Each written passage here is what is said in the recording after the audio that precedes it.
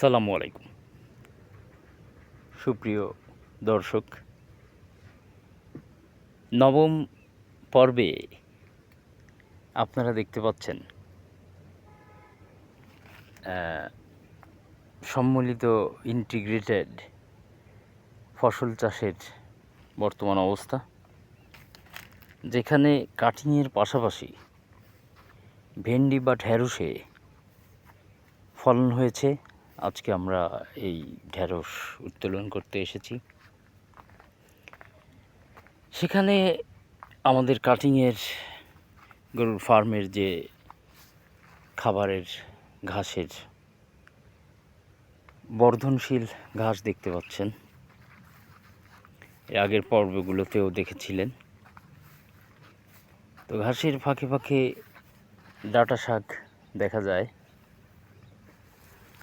আরও সামনে আমরা আপনাদের দেখাতে চলেছি ভেন্ডি গাছের বর্তমান অবস্থা। গাছগুলো পরিপক্ক এসেছে, ফুল ফল ধরেছে। গত 2 পর্বে আমরা সেই ভেন্ডি উত্তোলন করেছিলাম।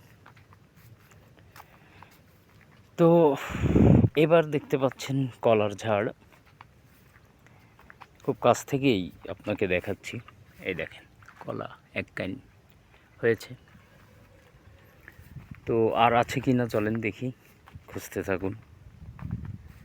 এই যে মোচা, কলার মোচা দেখা যায়, আর এক কাইন ছেড়েছে। আর এই কাইনটা একটু বতি এখনও হয়নি, আরও 1-2 মাস খানেকের মধ্যে মনে হয় বতি হবে। তো ভিউয়ার্স, এবার আমরা চলে যাচ্ছি আমাদের সেই ভেন্ডি গাছে। আজকে তুলবো ইনশাল্লাহ, আল্লাহ পাক। এই দেখেন ভেন্ডি হয়েছে, দেখেছেন? তোলা যাবে ইনশাল্লাহ, আশা করা যায়। তো দেখতে থাকেন, পর্যালোচনা করছি কি অবস্থানে আছে, কিভাবে তোলা যায়, কতটুক হয়েছে। এর পাশাপাশি কিন্তু সেই আছে, দেখতে পাচ্ছেন ঘাস। আর এ পাশে অন্য খামারিরা ভালোই মাশাল্লাহ শশার আবাদ করেছিল। এই দেখেন শশার আবাদ, শশা পড়ে আছে। তো গাছ প্রায় শেষের দিকে, আর বেশি ফলন হয়তো পাবে না। তারপরেও হয়তোবা অন্য কোনো চাষে যাবে। তবে যে সময় আপনাদের জানাই দিচ্ছি যে এখন আপনারা এই সময়গুলোতে শশার পরেই এরা টমেটোর আবাদে চলে যায়। গরমের শেষের দিকে 1-2 মাস পর থেকেই নতুন টমেটোর আবাদ শুরু করবে। তো আমরা এখানে ভেন্ডি দিয়েছি, এরপরে হয়তো টমেটোর আবাদে যাব।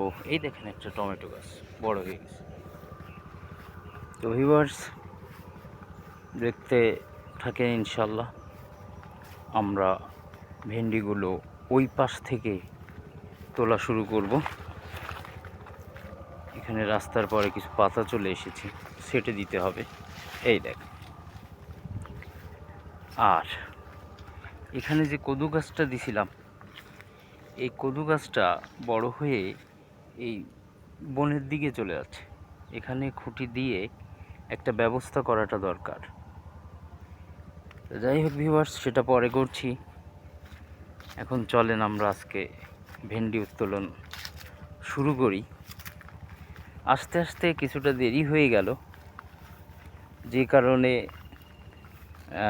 রোদের তাপটা একটু বেশি লাগছে। মূল যে বিষয়, আজকে ঈদে পবিত্র মিলাদুন্নবীর ছুটিতে অফিস না থাকায় আজকে চলে আসলাম, তো একটু দেরি করেই। যাই হোক ভিউয়ার্স, চলেন সীমানার লাস্ট থেকে ভেন্ডি উত্তোলন শুরু করি। আর এই পুকুরে মাছ আছে, দেখেন কুঞ্চি পুঁতে দিছে যাতে মাছ ধরতে পারে। তো এটাই ছিল আজকের মতো। এদিকে অন্যরা ফসল করেছে। টোটাল এখানে 4 বিঘের কাছাকাছি একটা জায়গা 3.5 বিঘে হতে পারে। তো ভিউয়ার্স, আপনাদেরকে আজকের মতো স্বাগতম।